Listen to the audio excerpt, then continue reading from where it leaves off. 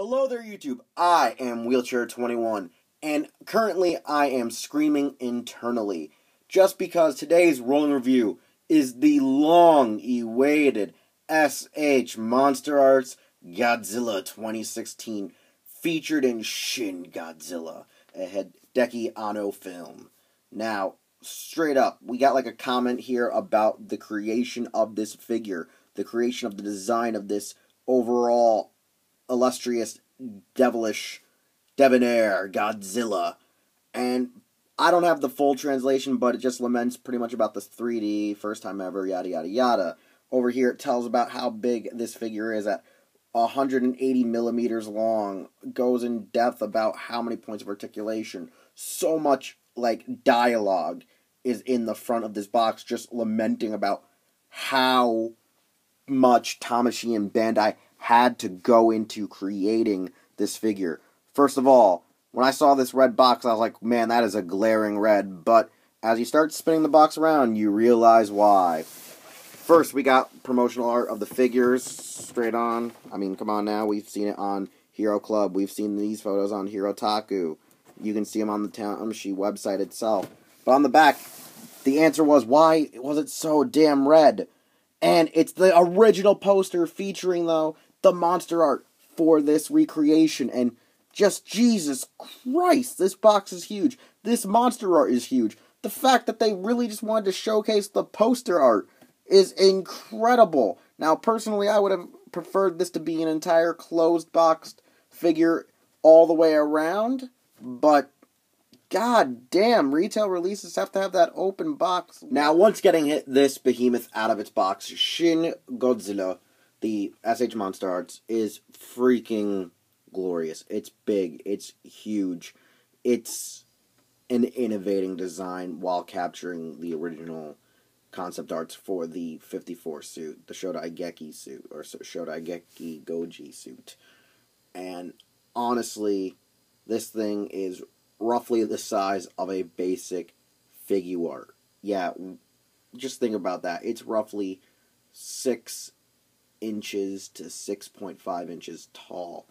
I mean, for God's sakes, I don't know what I could compare this to, but I'm just going to grab my Terror Charge Megazord from off the shelf, and it goes up to its torso. Just look at this. This is the beak, right? Beep, beep, beep, beep. Beep, beep. Yeah, that's a good size scale for any of you Power Ranger fans. It goes up to the Terror Charge's Megazord's beak when it's in chest mode. So, yeah, this thing is almost 7 inches tall or so, and it's just beastly. Its points of articulation are immense, going through its own legs, at least 3 points on each side. Its arms have at least 4. The hands are on little ball joints, and they swivel, they swirl, they actually come off. The elbow joints are barely there, but they're there. You have actual shoulder joints, a double shoulder joint, which is kind of new. One in the bicep and one actually in the actual shoulder. 2 joints in the lower abdomen, and like 3 joints from the upper pectoral area of the neck to the next part of the neck to the mouth. Now, the one thing I will say is like most monster arts, the waist and the thighs are some of the loosest joints you'll find in this damn figure. The tightest joints are actually in our long, segmented tail. I mean, holy shit. This thing goes from being loose to uber tight in a matter of frickin' minutes. And one of my favorite aspects is the fact that it can bend practically all the way down to recreate the iconic open mouth breath initialization for its thermonuclear rays. I mean, holy crap. This thing's jaw just opens so wide.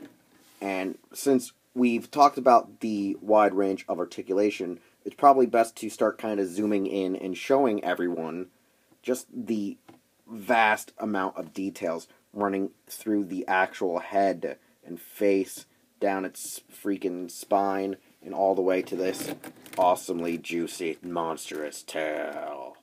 Now, once zooming in, we can see that there's a lot of weird browns, a lot of weird reds going up its plates, on its spine, all in here. And as you can see, my hands are weird, luminescent, due to the light, due to how I had to increase a lot of the, I guess, contrast for the camera just to pick up all of these weird and crazy colors. So all my fingers look completely out of touch.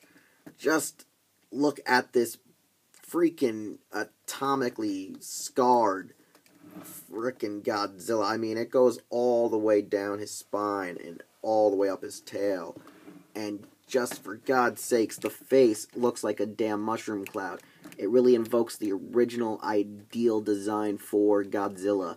All these weird, crazy freaking teeth. The ability to open up its jaw is freaking crazy. I mean, the craziest part about this is just the depth of detail and sculpt in his internal area for his mouth and jawline.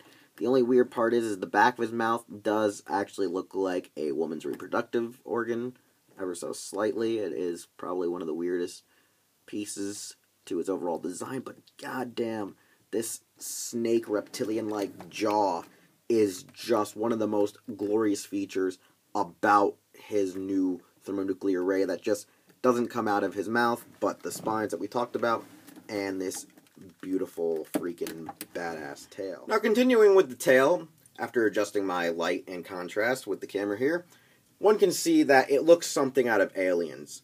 Honestly, you could probably say that's the best analogy for it, due to the fact that this Godzilla is a weird mutation, a weird evolving creature, in which his asexual reproduction is through budding. Yes, this entire thing here is actually another Godzilla possibly being born.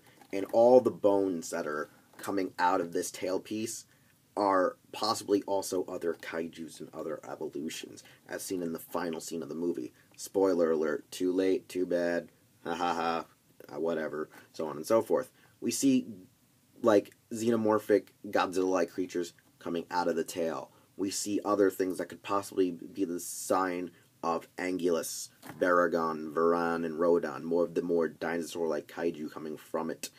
And it's just one creepy thing. Now, from this side, it looks a lot like Nemesis from Resident Evil, and on the other side of it, as I turn the figure and the tail, you can see more of the actual iconic Shin Godzilla-like feature and jawline, as well as the area for an eye socket.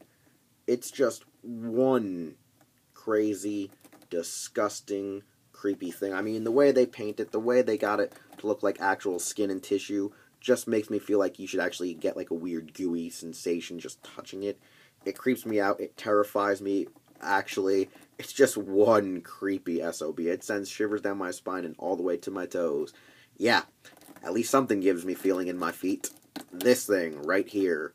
Just the horror of looking at this. So, the thing is, now the tail is probably one of the most detailed things about this figure, but overall I do love the pleather of the irradiated skin throughout the overall figure. The cortex of the skull, the spine, the actual chest, the breasts. It's amazing. The paint job that went into it is just beautiful and outrageous. Now, I did get this from AmiAmi, but you can get it from CS Toys, HobbyLink Japan, and Hobby Search. It's most definitely going to be distributed by Bluefin Tamashii, so you'll be able to get it from Amazon, Barnes & Noble, Big Bad Toy Store, so on and so forth here in North America. But I went and got mine a little bit earlier, and I don't really regret it. I mean, this thing is one huge SOB. It's going to cost a pretty penny, no matter where you get it from, and you're not really going to be saving too much from it. But, hey, this is Hideaki Anno's Shin Godzilla. It is the one true Godzilla. It is one of the most devilishly freaking designed Godzillas to date, and it's just freaking fear-invoking, while also being quite derpy and campy. I mean, it is I would say it's the best of both worlds, and I overly enjoy it. Now, you can find other Bandai Tamashii product reviews here on my YouTube channel, or featured at HeroClub.com, HeroTaku.com, and you can also like my page on Facebook, follow me on Twitter and Instagram. I'll see you all next time with, most likely, the Figuarts Tony Stark review.